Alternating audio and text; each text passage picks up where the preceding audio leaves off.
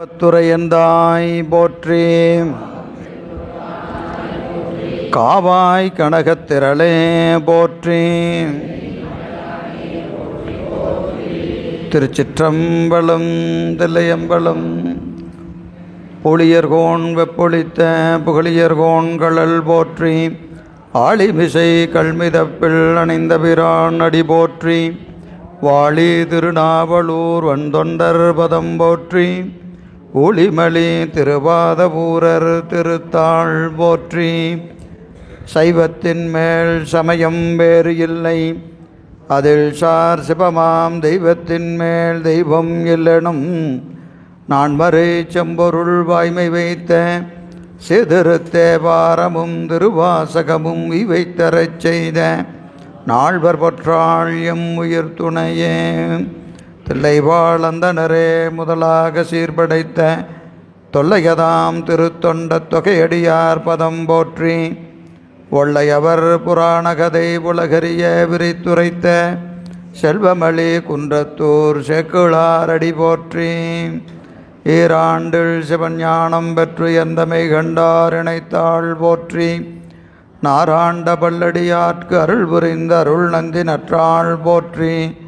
நீராண்ட கலந்தை நகர் மறைஞான சம்பந்தர் நிழல்தாள் போற்றி. சீராண்ட தில்லை நகர் உமாபதியார் செம்பதும திருத்தாள் போற்றி போற்றி.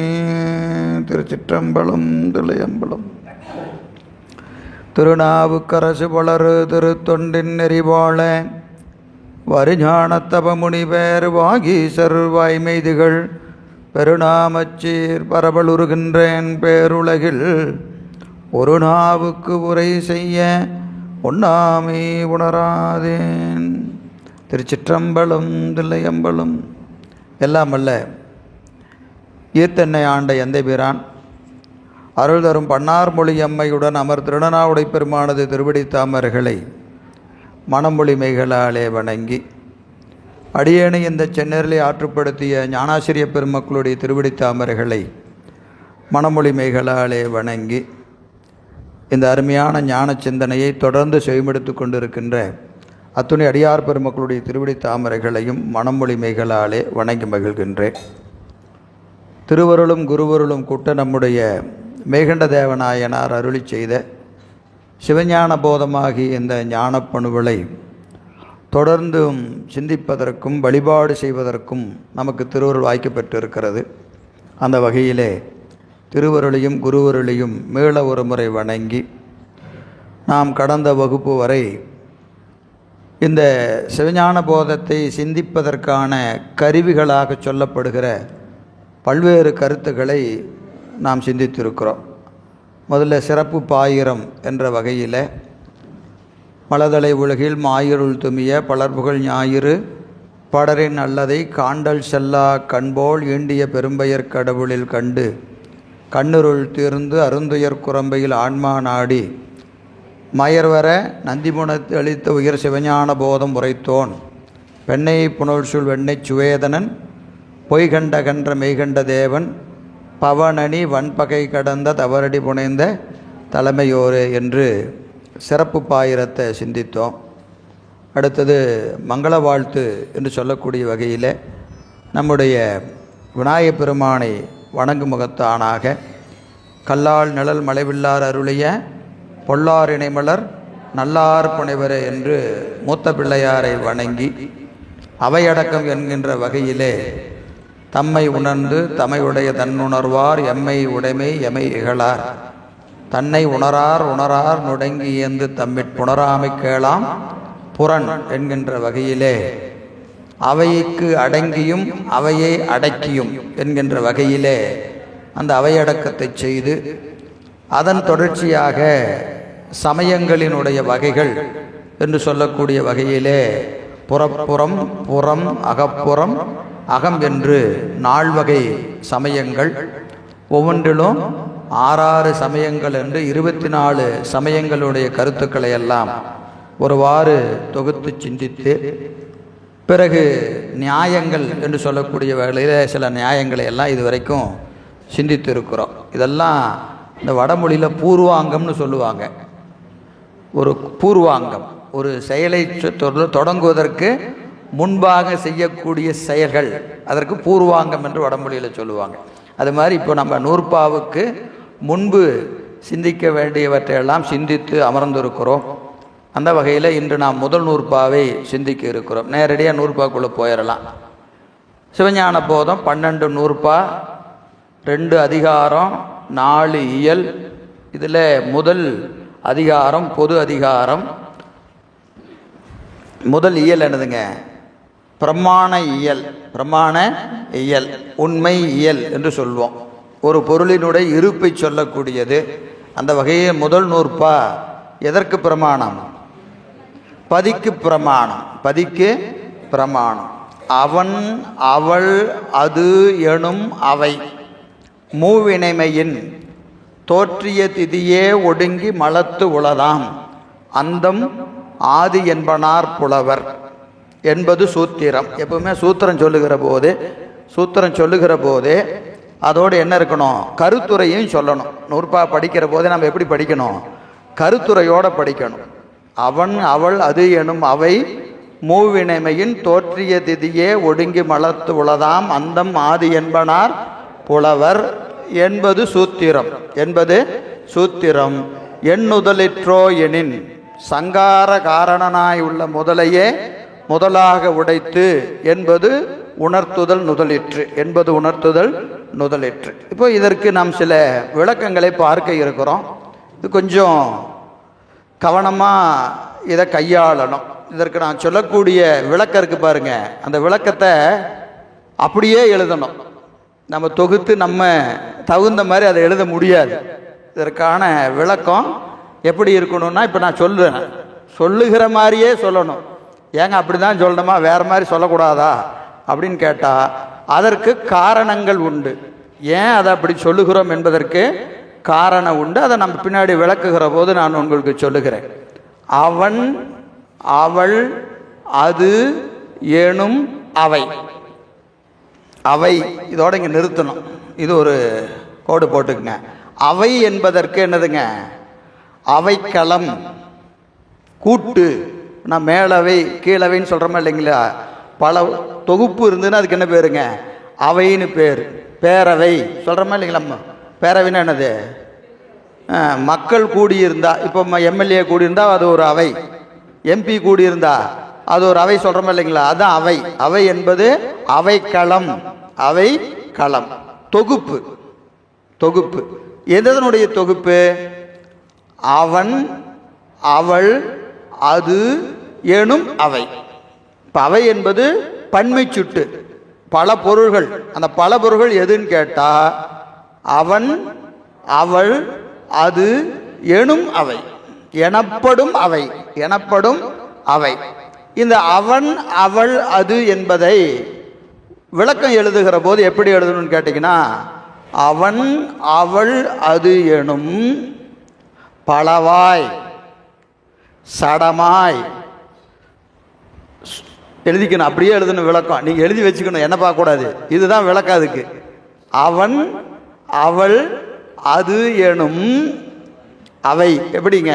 பலவாய் சடமாய் அவயவ பகுப்புகளோடு கூடி சுட்டி அறியப்படுவதாய். 4 இலக்கணம் சொல்றார். என்னதுங்க? பலவாய் சடமாய், பலவாய் சடமாய் அவயவ பகுப்புகளோடு கூடி, அவயவ பகுப்புகளோடு கூடி சுட்டி அறியப்படும், சுட்டி அறியப்படும் உலகத் தொகுதி. உலக தொகுதி. அவை என்பது என்னதுங்க? உலகத்தை குறிக்கிறாரு. இந்த உலகம் எப்படி இருக்கிறதுங்க? அவள் என்றும் அது என்றும் அவன் என்றும் எப்படி இருக்குது? பலவாய் இருக்கா? பலவாய் என்னங்க? பலதரப்பட்டு இருக்கிறது. சடமாய் இருக்குதா? இது உலகம் என்பது என்னதுங்க? உடம்பு. அவன் என்பது ஒரு உடம்பு, ஆண் உடம்பு. அவள் என்பது பெண் உடம்பு. சரிங்களா? அப்போ அவன் என்றும் அது என்றும் அவள் என்றும் பலவாய் சடமாய் அவயவ பகுப்பு. அவயவம்னா என்னது? அவயவம்னா என்னது? உறுப்பு. கண்ணு, காது இப்பெல்லாம் இருக்கா இல்லையா? உறுப்பு. பல பல பொருட்கள் கூடிதானே உடம்பா இருக்கு. உடம்பு அவயவ பொருளோடு கூடியதா இல்லையா? உடம்பு கை இருக்கு, கால் இருக்கு, கண்ணு இருக்கு, மூக்கு இருக்கு.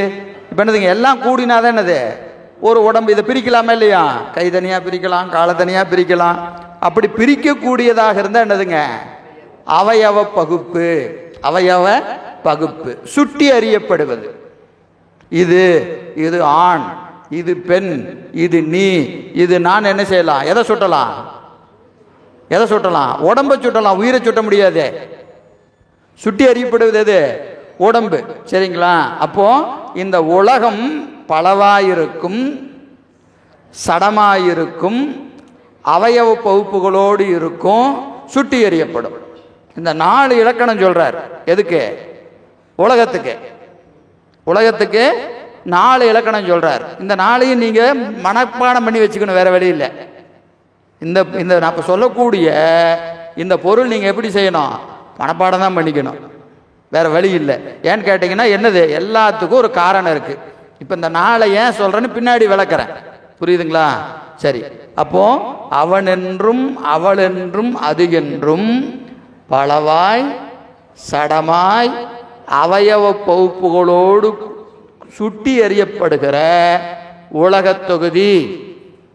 உலக தொகுதி மூவினைமையின் உலகத் தொகுதி தோற்றம், நிற்றல், அழித்தல் ஆகிய முத்தொழிலை உடையது. தோற்றம், நிற்றல், அழிதல் ஆகிய முத்தொழிலை உடையது. மூவினை, 3 வினையை உடையது. 3 வினை என்னது? தோற்றமும், நிற்றலும், அழிதலும். இன்று 3 தொழிலை உடையது. எது? உலகம். சரிங்களா? இப்ப பாருங்க, இதை படிச்சா உடனே நீங்க அப்படியே பொருள் சொல்லணும். இந்த வரிக்கு பொருள் என்னது? அவன் என்றும் அவள் என்றும் அது என்றும். நான் திருப்பி ஏன் சொல்றேன்னா, நான் சொல்லும் போதே உங்களுக்கு மனப்பாடம் ஆயிடணும். புரியுதுங்களா? அதுக்கு தான், வேற ஒன்றும் இல்லை. எழுதி வச்சிட்டோம்னா நம்ம படிக்க மாட்டோம். அதனால திரும்பி சொல்றது. புரியுதா?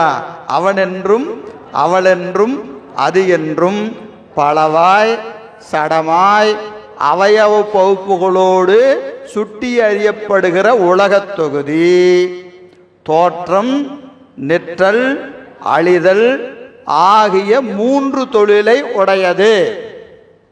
3 தொழிலை உடையது. இது முதவரிக்கான விளக்கம். சரி, இப்போ ரெண்டாவது வரிக்கு வந்தோம்னா, அப்படிப்பட்ட உலகத் தொகுதி, மேல சொன்ன உலகத் தொகுதி, அந்த உலகம் தோற்றிய திதியே. தோற்றிய என்பதற்கு தோற்றுவிக்கப்பட்ட. தோற்றிய என்பதற்கு எப்படி செய்யணும்? தோற்றுவிக்கப்பட்ட. திதியே. திதி என்பதற்கு உள்பொருளே. உள்பொருள்.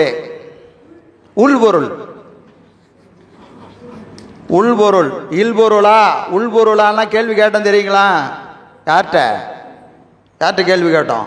உலகம் உள்பொருளா இல்பொருளானா கேள்வி கேட்டோம். யார்கிட்ட? உலகாயத்திட்ட கேட்டோம், சமணர்கிட்ட கேட்டோம், பௌத்தர்கிட்ட கேட்டோம். அவன்கிட்டலாம் எதுக்குங்க அதை கேட்டோம்னா இங்கே வருவான் அவன்லாம். சரியா? தோற்றுவிக்கப்பட்ட உள்பொருளே. தோற்றிய திதியே. தோற்றுவிக்கப்பட்ட உள்பொருளே. அந்த உலகம்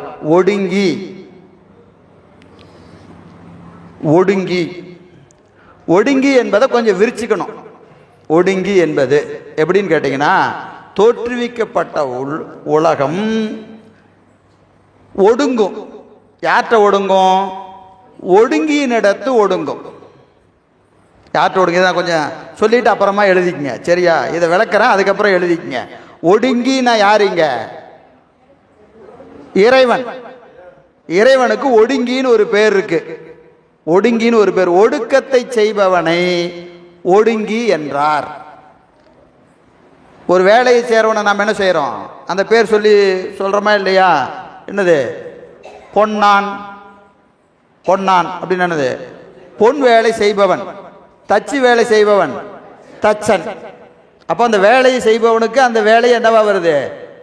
பேர் வருதா இல்லையா? ஏ மாங்கா இங்கே வா அப்படின்னு கூப்பிட்றோம். ஆட்டோ இங்கே வான்னு கூப்பிட்றோம் இல்லையா? அதில் என்னது? அந்த வேலையை செய்பவனுக்கு அது பேரா வந்துடுது. அதுபோல ஒடுக்கத்தை செய்பவனை என்னன்னு சொல்றாரு? ஒடுங்கி. ஒடுக்கத்தை செய்பவனை ஒடுங்கி என்கிறார். இந்த உலகம் எங்க போய் ஒடுங்கும்? ஒடுங்கியினிடத்து ஒடுங்கும். ஒடுங்கியினிடத்து ஒடுங்கும். சரி, எப்போ ஒடுங்கும்? ஒடுங்கியினிடத்து ஒடுங்கும். இப்போ நாமெல்லாம் வந்துட்டோமா இல்லையா? எங்கிருந்து வந்துட்டோம்? முன்ன பிறவியிலிருந்து இப்போ பிறப்புக்கு வந்தாச்சு. பிறப்புக்கு வந்தாச்சு. நாம் போய் என்ன செய்யணும்? ஒடுங்கணும். தோற்றம் உண்டு மரணம் உண்டு. தோற்றம் உண்டு மரணம் உண்டு. துயரம் மனை வாழ்க்கை என்பது தேவாரம். பிறந்த எல்லாரும் என்னது? இறந்துதானே ஆகணும். சினிமா பாட்டு கூட இருக்கா இல்லையா? என்னது? என்ன பாட்டு? வந்தவரெல்லாம் தங்கிவிட்டார், இந்த மண்ணில் நமக்கு இடம் வேறு. சினிமா பாட்டாக இருந்தாலும் அது உண்மை தானே, தத்துவ ஞானம் தான் அது. வந்தா பிறப்புன்னு ஒன்று இருந்தா இறப்பு என்பது ஒன்று உண்டு. இந்த ஏத்துக்கலைன்னா தத்துவ ஞானம் படிக்க முடியாது. முதல்ல பிறப்புன்னு இருந்தால் என்ன இருக்கும்? இறப்பு இருந்தே தீரும். எல்லாரும் போய்தான் ஆகணும். இங்கே நிலைத்து இருப்பவர் ஒருவரும் இல்லை, ஒருவரும் இல்லை. சரி, இப்போ எல்லாரும் போகணும். உங்களுக்கு ஒரு தேதி இருக்குது, எனக்கு ஒரு தேதி இருக்குது. எப்போ அந்த தேதி வரும்? போகிறதுக்கான ஒரு தேதி இருக்கு இல்லையா? அதுக்கு எப்போ அந்த தேதி வரும் அப்படின்னு கேட்டிங்கன்னா, பிராதத்த கண்மம் கழிஞ்சா போக வேண்டியதுதான். கொண்டு வந்த வினை கழிந்து விட்டால் இந்த மண்ணில் யாருக்கும் இடம் கிடையாது. அப்போ இந்த உயிர் எப்போ ஒடுங்கும்? பிராதத்த கண்மம் தீந்துருச்சுன்னா இந்த உலக விட்டு போயிடும். அப்போ கழிக்கிறதுக்கு தான் வந்திருக்கிறோம். பிராதத்த கண்மத்தை கழிப்பதற்குத்தான் நாம் பிறவி எடுத்திருக்கிறோம். அப்போ ஒடுக்கம் என்பது எப்போ நிகழும்? பிராதத்த கண்மம் கழிந்தால், அத கண்மமலம் பரிபக்குவம் அடைந்தால் ஒடுங்கும். கண்மமலம் பரிபக்குவம் அடைந்தால் ஒடுங்கும். சரிங்களா? எல்லா உயிரும், இது நாயும் இல்லை, பேயும் இல்லை, மனுஷனும் இல்லை, பறவையும் இல்லை, எல்லா உயிரும் அது கொண்டு வந்த கண்மமலம் பரிபக்குவம் அடைதல் என்னதுங்க? தீந்துருச்சுன்னா கண்மமலம் பரிபக்குவமானால் அது ஒடுங்கும். அது ஒடுங்கும். எங்க ஒடுங்கும்? ஒடுங்கியினிடத்து ஒடுங்கும். ஒடுங்கியினிடத்து ஒடுங்கும். சரி, அப்போ ஒடுங்கின பிறகு என்ன ஆகும்? மீள தோன்றும். மீள தோன்றும். அதான் ஒடுங்கிருச்சு, அப்படியே விட்டுற வேண்டியது தானே. ஒடுங்கின உயிர் என்ன செய்யலாம்? என்ன செய்யலாம்? விட்டுறலாம்ல. கண்மமலம் பரிபக்குவம் ஆயிடுச்சுன்னா ஒடுங்கிருச்சுன்றீங்களே, மீள எதுக்கு பிறக்கணும்? மேலே எதுக்கு பிறக்கணும்? நமக்கெல்லாம் இது கடைசி பிறப்பா? இருக்கணும், நல்லா இருக்கும், இருந்தால் நல்லா இருக்கும். ஆனால் அப்படி இருக்கிற மாதிரி தெரியல. சரி, அப்போ இன்னும் ஒரு பிறப்பு இருக்குதுன்னா நம்ம மீள பிறப்பதற்கு எது காரணமாக இருக்கும்? வினை காரணம். வினை என்பது துணை காரணம். வினை என்பது துணை காரணம். ஆனால் அதை விட ஒரு பெரிய காரணம் இருக்கு. ஆமாம், அது வினை. கண்மமலம் என்பது இங்கே பிராதத்த கண்மம். கொண்டு வந்த வினை தீர்ந்ததுன்னா போயிட வேண்டியதுதான். சரி, போனால அப்படியே விட வேண்டியது தானே. போனால அப்படியே விட வேண்டிய. அவன் எதுக்கு மேலே பிறக்கிறான்? ஆணவ மலம் பரிபக்குவம் அடையும் பொருட்டு மேலே பிறப்பான். ஒடுங்கன உயிர் மீள தோன்றுவது எதனால்? ஆணவ மலம் பரிபக்குவம் அடையும் பொருட்டு. அப்போ ஒடுங்குவதற்கான காரணம் கண்மமலம் பரிபக்குவமானால் உயிர் ஒடுங்கும். சரிங்களா? ஒடுங்கின உலகம் மீள தோன்றும். தோன்றுவதற்கு காரணம் என்னது? ஆணவ மலம் பரிபக்குவம் அடையும் பொருட்டு. அடையும் பொருட்டு. இப்ப பாருங்க, தோற்றுவிக்கப்பட்ட உள்பொருளே மூவினை உடைய உலகம் தோற்றுவிக்கப்பட்ட உள்பொருளே. இந்த உள்பொருளாகிய உலகம் என்ன செய்யும்? கண்மமலம் பரிபக்குவம் ஆனால் ஒடுங்கியினிடத்து ஒடுங்கும். இந்த ஒடுக்கின்னு இருக்கா இல்லையா, ஒடுங்கின்னு இருக்கா இல்லையா, இதுக்குள்ள இந்த விளக்கத்தை எல்லாம் நீங்க வச்சுக்கணும். ஒடுங்கியினிடத்து ஒடுங்கும். எப்போ ஒடுங்கும்? கண்மமலம் பரிபக்குவமானால் ஒடுங்கியினிடத்து இந்த உலகம் ஒடுங்கும். ஒடுங்கியினிடத்து ஒடுங்கும். சரி, ஒடுங்கிய உலகம் மீள தோன்றும். எங்கிருந்து தோன்றும்? எங்க ஒடுங்குச்சோ அங்கதான் மீள தோன்றும். தோன்றுவதற்கான காரணம் என்னது? மலத்து உளதாம். மலத்தினால் மீண்டும் உளதாகும். மலத்தினால் மீண்டும் உளதாகும். சரியா? புரிஞ்சுதுங்களா? இது ஒரு ஆர்டர் வரிசையா சொல்றாரு. இந்த ஆர்டரில் தான் உலகம் இயங்குகிறது. இந்த ஆர்டரில் தான் நீங்க எதுக்கு பொருளே செய்யணும். இது இந்த ஆர்டரில் புரிஞ்சாதான் உங்களுக்கு 100 புரியும். சரிதுங்களா? இப்போ பாருங்க, முதல்ல நான் திரும்ப திரும்ப ஒரு 10 தடவை சொல்லிடுவேன், வேற வழி இல்லை. என்னது? அப்படியே சொல்லுங்க பார்க்கலாம்.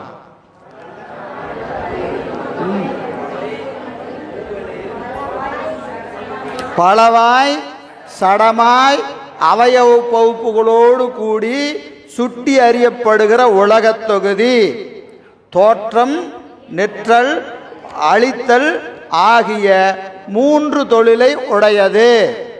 3 தொழிலை உடையது. அந்த உலகம் தோற்றுவிக்கப்பட்ட உள்பொருளே.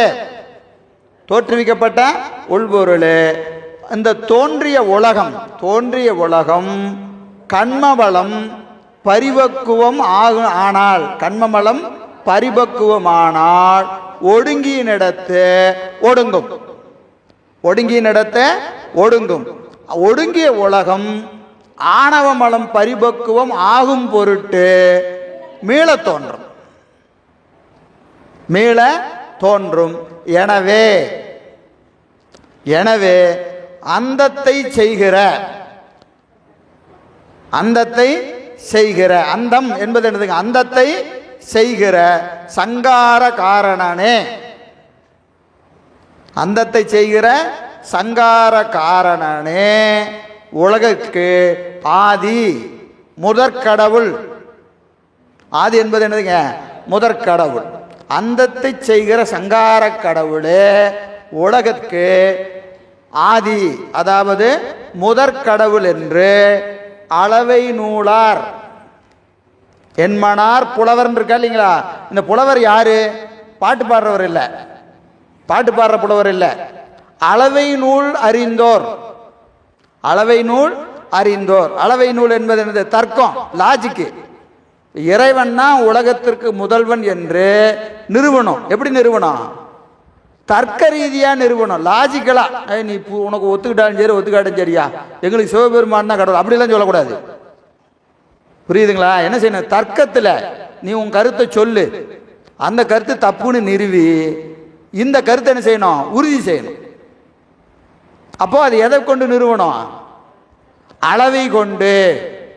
அளவை கொண்டு என்று அளவை நூல் அறிந்தோர் கூறுவர். அளவை நூல் அறிந்தோர் கூறுவர். சரிங்களா? இதுதான் நூற்பா கருத்து. நூற்பா கருத்து இன்னொரு முறை சொல்லிடலாமா? அவன் என்றும் அவள் என்றும் அது என்றும் பலவாய் சடமாய் அவயவ பகுப்புகளோடு சுட்டி அறியப்பட்ட உலகத் தொகுதி தோற்றம், நிற்றல், அழிதல் ஆகிய 3 தொழிலை உடையது. அந்த உலகம் தோற்றுவிக்கப்பட்ட உள்பொருளே. தோன்றிய உலகம் கண்மமலம் பரிபக்குவமானால் ஒடுங்கியினிடத்து ஒடுங்கும். ஒடுங்கிய உலகம் ஆணவமலம் கண்ம பரிபக்குவம் ஆகும் பொருட்டு மீள தோன்றும்.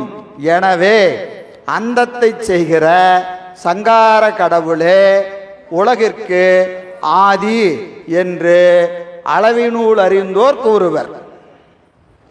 அளவினூல் அறிந்தோர் கூறுவர். இதுதான் இதுக்கு விளக்கம். இது வேற மாதிரிலாம் விளக்கம் நமக்கு புரிஞ்ச மாதிரிலாம் எழுதக்கூடாது. ஏன் எழுதக்கூடாதுங்கிறத நான் இந்த நூற்பாவை முடிக்கும் போது உங்களுக்கு தெரியும். இப்போ சொல்கிறத விட, ஏன்னா இதில் ஒவ்வொன்றிலும் என்ன இருக்கு, ஒவ்வொரு சொல்லுலையும் ஒரு கருத்து இருக்கு, ஒரு சமயம் இருக்கு. இதில் சொல்லக்கூடிய ஒவ்வொரு சொல்லிலையும் என்ன இருக்கு, ஒரு சமயம் இருக்கு.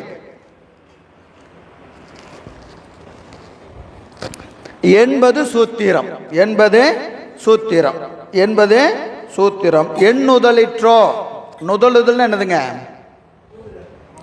கூறுதல், சொல்லுதல். எண்ணுதலிற்றோ எனின் சங்கார காரணனாய், சங்கார காரன், சங்காரன், சங்கார காரணன். சங்காரம்னா என்னது, ஒடுக்கம். அழித்தல் தொழிலை செய்பவனுக்கு என்ன பேரு, சங்காரன் பேர். சங்கார காரணன், அதில் தலைமை பற்றி. ஏன்னா சங்காரன் பலர் உண்டு, இவன் யாரு, எல்லாத்துக்கும் முதலானவன், எல்லாத்துக்கும் முதலான. எனவே சங்கார காரணனாய் உள்ள முதலையே, ஏகாரம், முதலையே. முதலைன்னு சொல்லாம என்ன செய்யறாரு, முதலையே. அவன், அவனே. நீ அறிவாளி, நீ அறிவாளி, நீயே அறிவாளி. என்ன வேறுபாடு? ஆமா. இப்போ இந்த வகுப்புல ஒருத்தரை பார்த்து, ஏப்பா நீ நல்லா பாடம் படிச்சிருக்கிற, நல்லா பாடம் படிச்சிருக்கிற அப்படின்னு சொன்ன என்ன அர்த்தம், மற்றவங்க படிச்சிருக்கலாம், படிக்காம இருக்கலாம், நீ படிச்சிருக்கிற, நீயே படிச்சிருக்கிற அப்படின்னு என்ன அர்த்தம், மற்ற யாரும் படிக்கல. ஏகாரம் பிரிநிலை, இலக்கணத்துக்கு அதுக்கு என்ன பேரு, பிரிநிலை. பிரிநிலை என்னது, மற்றவங்களிருந்து அவரை பிரிக்கிறது. நீயே அழகு, நீயே அழகு அப்படின்னா மற்றவங்க அழகா இல்லைன்னு அர்த்தம். நீ அழகு, நீயே அழகு. அப்ப அந்த என்னது, ஏகாரம் பிரிநிலை இல்லைங்களா? சரி. எனவே முதலையே, முதலையே, சங்கார கடவுளே என்று பிரிநிலை ஏகாரம். முதலாக உடைத்து, அவனைத்தான் முதலாக உடைத்தது. என்னது, இவ்வுலகம் என்பது உணர்த்துதல் நுதலிற்று, என்பது உணர்த்துதல் நுதலிற்று. இதுக்கு கருத்துரைன்னு பேர். ஒவ்வொரு சூத்திரத்துக்கும் கீழே என்ன இருக்கும், கருத்துரை இருக்கும். சூத்திரம் படிக்கிற போது கூடவே எதை படிக்கணும், கருத்துரையும் படிக்கணும். எல்லா சூத்திரம் படிச்சிங்கனாலும் கூடவே என்ன படிக்கணும், கருத்துரை படிக்கணும். முதல் நூற்பானா எப்படி சொல்லணும், அவன் அவள் அது எனும் அவை மூவினமையின் தோற்றிய திதியே ஒடுங்கி மலத்துளதாம் அந்த மாதி என்பனார் புலவர் என்பது சூத்திரம். எண்ணுதலிற்றோ எனின் சங்கார காரணாய் உள்ள முதலையே முதலாக உடைத்து என்பது உணர்த்துதல் நுதலிற்று. இதுதான் சூத்திரம். நாம் அந்த நூற்பா மட்டும் சொல்லி விட்டுருவோம், கருத்துரையோட படிக்கணும். அப்போ இந்த நூற்பாவின் கருத்து, நூற்பாவின் கருத்து என்னது, சங்கார கடவுளே உலகிற்கு முதல்வன், சங்கார கடவுளே உலகத்திற்கு முதல்வன் என்பதை இந்த சூத்திரத்தில் நிறுவுகிறார், சூத்திரத்தில் நிறுவுகிறார். ஏன்னு கேட்டிங்கன்னா, இங்கே யாருக்கு பிரமாணம், பதிக்குத்தான் பிரமாணம், பதிக்குத்தான் பிரமாணம். இப்போ இந்த சூத்திரத்தை எடுத்துக்கிட்டிங்கன்னா என்னென்ன கருத்து இருக்கு பாருங்க.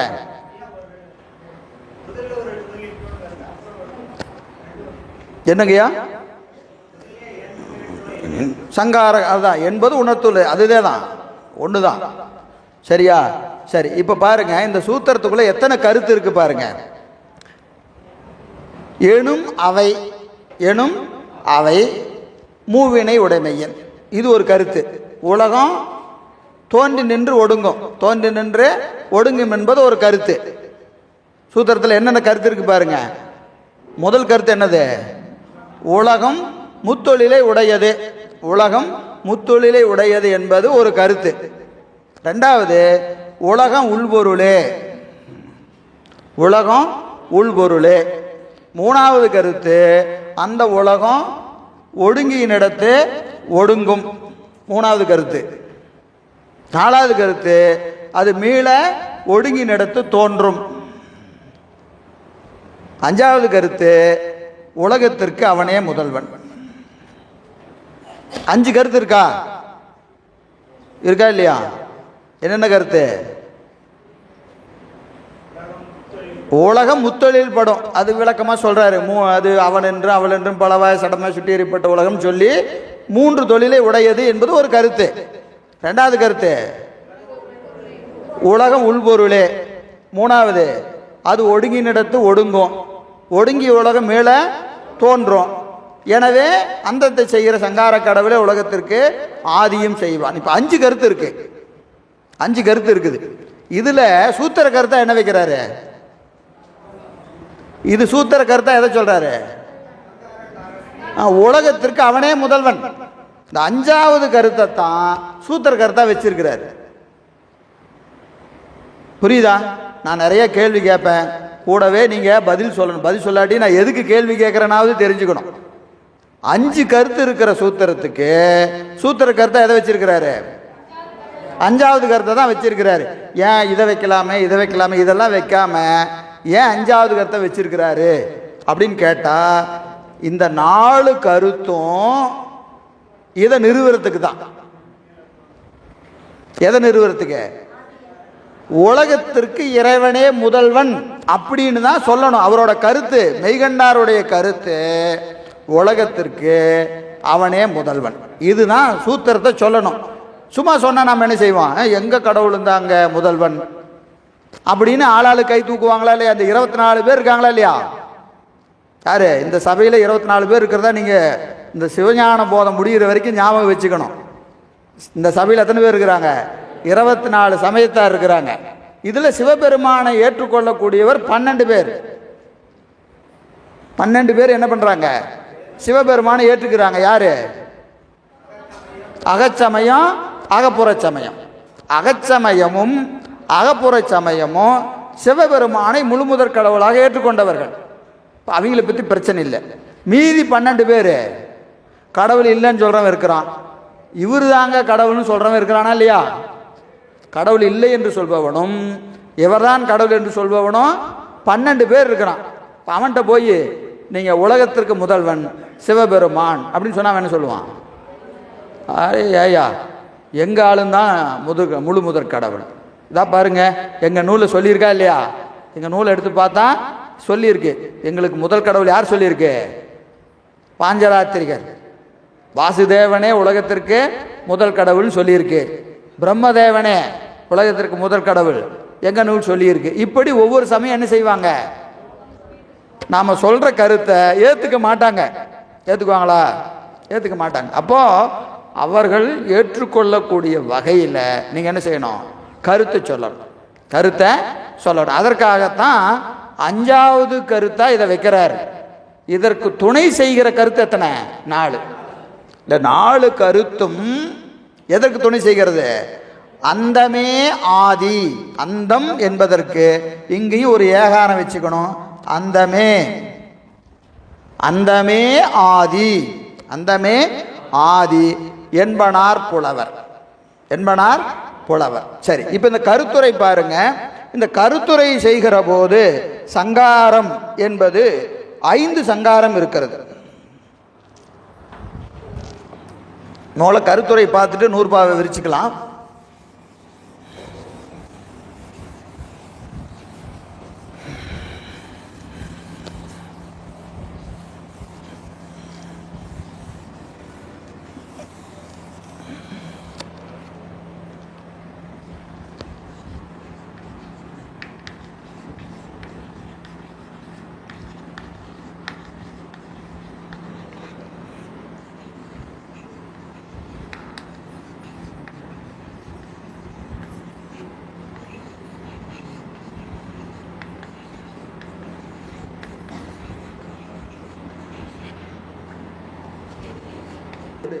ஐந்து கலைகள்: சாந்தி அதிகளை, சாந்திகளை, வித்தைகளை, பிரதிட்டகளை, நிவர்த்திகளை.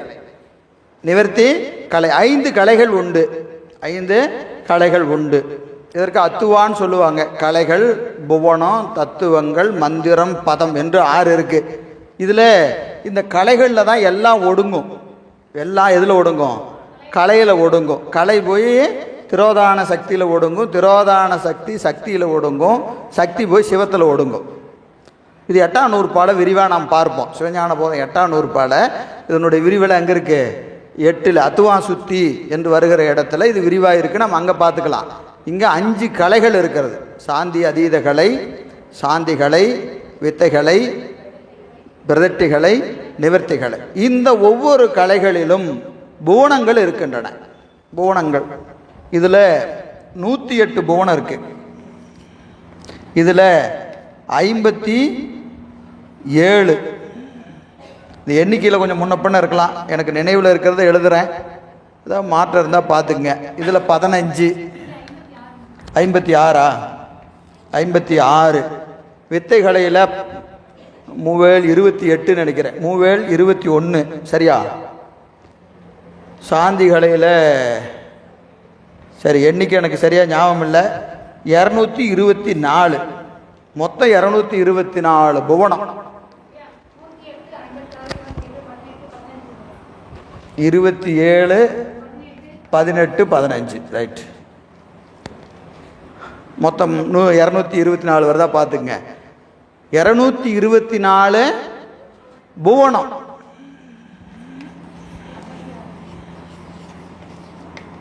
ஒரு புவனத்தில் பல உலகங்கள் உண்டு.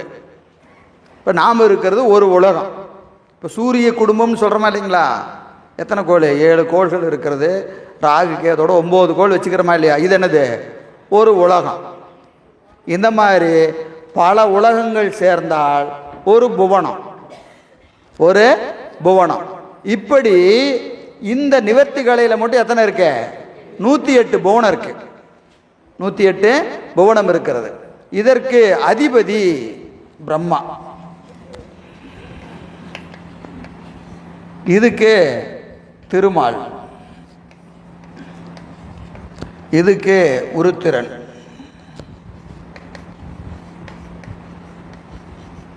இதுக்கு மகேஸ்வரன், இதுக்கு சதாசிவன். இந்த ரெண்டாவும் பெருமானே வருவான். சதாசிவமாகவும் மகேஸ்வரமாகவும் யார் வருவார்?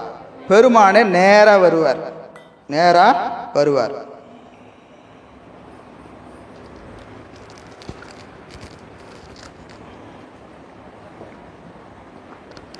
இப்போ உலகத்துக்கு ஒடுக்கத்தை செய்கிறவரே எங்க கடவுள் தான் அப்படின்னு யாரெல்லாம் சொல்றாங்க அப்படின்னு கேட்டீங்கன்னா 2 பேர் சொல்றாங்க. இரண்ய கற்பம்,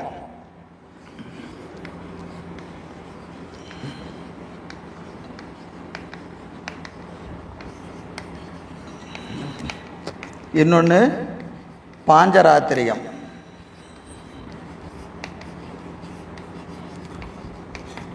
இது பிரம்மனை முதலாக கொண்டு இருக்கிற சமயத்துக்கு இரண்ய கற்ப மதம்னு பேர். இந்த மதத்துக்கு யார் தலைவர்? பிரம்மா. பிரம்மா தான் எங்களுக்கு முழுமுதற் கடவுள் என்று சொல்பவங்க யாரு? இரண்ய கற்ப மதம். இரண்ய கற்ப மதம். திருமாலை முதலாக கொண்டவர்கள் பாஞ்சராத்திரிகள். இவங்க 2 பேரும் என்ன செய்கிறாங்க? ஒடுங்கின இடத்துல தோன்றுன்னு சொல்கிறீங்க, ஒடுக்கிறது எங்கால் தான். ஒடுக்கிறது யார்? எங்கள் பிரம்மா தான் ஒடுக்குவார், எங்கள் திருமால் தான் ஒடுக்குவார். எனவே எங்கள் கடவுள் தான் உண்மையான கடவுள். முதல்வன் யார்? எங்கள் பிரம்மா தான் உலகத்திற்கு முதல்வன், எங்களுடைய திருமால் தான் உலகத்திற்கு முதல்வன் என்று இவர்கள் கூறுவார்கள். அப்போது இதற்கு என்ன மறுப்புன்னு கேட்டிங்கன்னா, இப்போது பிரம்மா முழுமுதற் கடவுள் என்று சொன்னால் அவர் ஒடுக்கத்தை செய்வாரான்னு கேட்டால் அவருக்கு பேர் என்னது? படைத்தல் கடவுள், படைத்தல் கர்த்தா. அவருக்கு என்ன பேர்? படைத்தல் கர்த்தா. திருமாலுக்கு என்ன பேர்? காத்தல் கர்த்தா. சிருஷ்டி கடவுள், திதி கடவுள். சிருஷ்டி கடவுள், திதி கடவுள். அப்போ சிருஷ்டி கடவுள் சங்கார கடவுளாக மாறுவாரா? அவர் வேலை படைத்தல்னு எதில் சொல்லியிருக்கு? நீங்களே தான் சொல்றீங்க.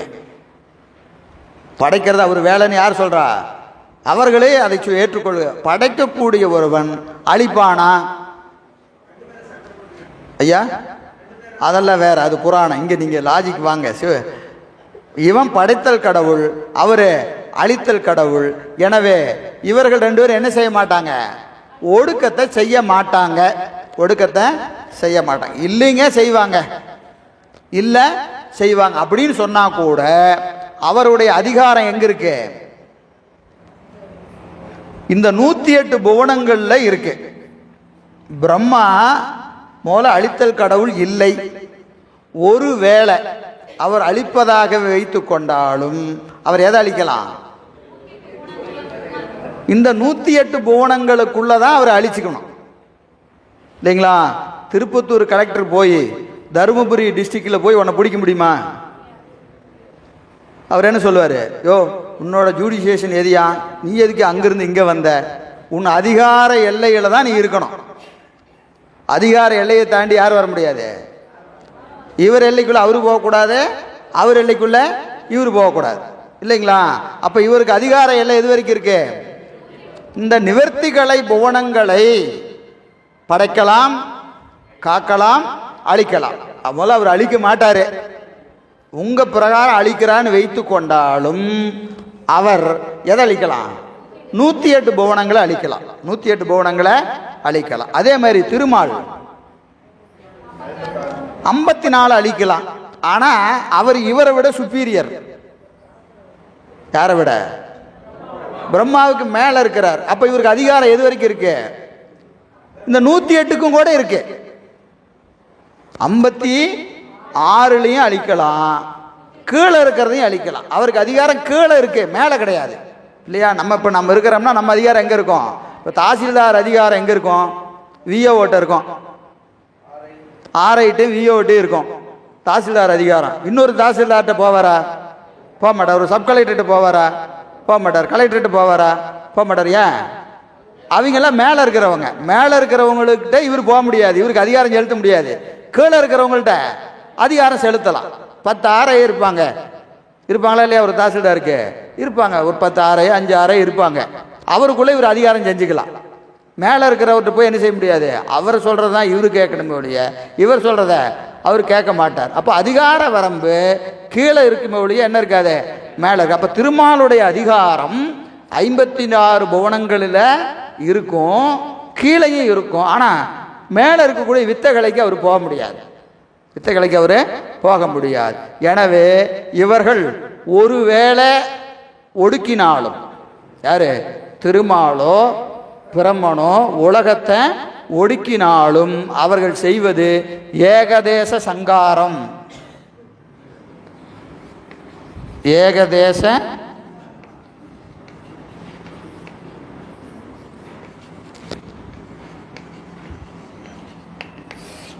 ஏகதேச சங்காரம். ஆமா, ஏகதேச சங்காரம். ஒருபுடை அழிப்பு. ஒருபுடை அழிப்பு. ஒரு பகுதியை தான் அழிக்க முடியும். என்ன செய்ய முடியாது? முற்றழிப்பு செய்ய முடியாது. முற்றழிப்புன்னு என்னது? சர்வ சங்காரம். மகா சங்காரம், சர்வ சங்காரம். மகா சங்காரம், சர்வ சங்காரம். இந்த சர்வ சங்காரத்தை செய்வது யாருன்னு கேட்டால் சிவபெருமான் மட்டும்தான்.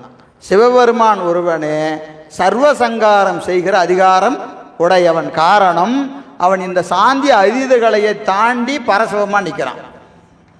பெருமான் எங்கே நிற்கிறானுங்க? பரசிவமாக நிற்கிறான். இந்த பரசிவமாக நிற்கிற பெருமான் தான் கீழே இருக்கக்கூடிய 5 கலைகள் 224 புவனங்களிலும் தன் அதிகாரத்தை செலுத்தக்கூடிய ஆற்றல் அவனுக்கு மட்டும்தான் உண்டு. எனவே தான் இங்க என்ன சொல்றாரு? சங்கார காரணன் என்று சொல்லுகிறார். சங்காரன்னு சொல்லல. சங்காரன் சொன்னா யார் வந்துருவாங்க? திருமால் பிரம்மெல்லாம் வந்துருவாங்க. திருமால் பிரம்மெல்லாம் அந்த எல்லைக்குள்ள வருவாங்க. அவர் என்ன சொல்றாரு? சங்கார காரணனாய் உள்ள முதலையே வியாகாரம் முதலையே. ஏன்னா 5 கலைகளிலும் 224 புவனங்களையும் சங்கரிக்கிற அதிகாரம் ஆற்றல் பெருமானுக்கு மட்டும்தான் உண்டு என்று சொல்லி அவனே என்ன செய்கிறான்? உலகத்திற்கு முதல்வன் என்று காட்டுகிறார். சரி.